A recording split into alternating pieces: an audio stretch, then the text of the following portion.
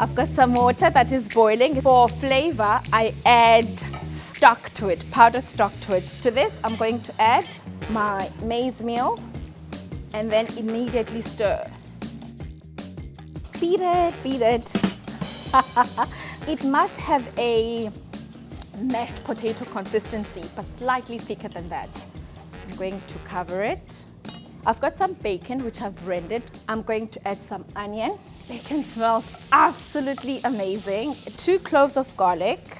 I've got some coriander. I love coriander. I've got some flat leaf parsley, but honestly, you can use whatever herbs you like. You can use. Now this is done. I'm going to switch this off. So I'm going to add the pap into this mixture.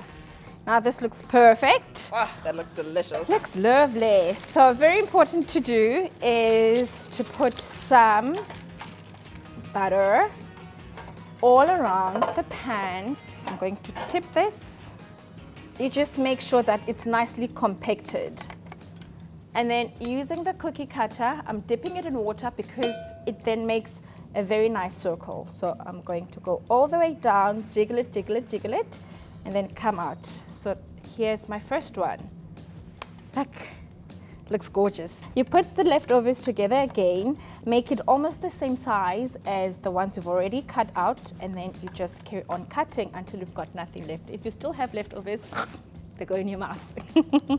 I'm using vegetable oil and a mix of some butter. So we're going to place these just like that.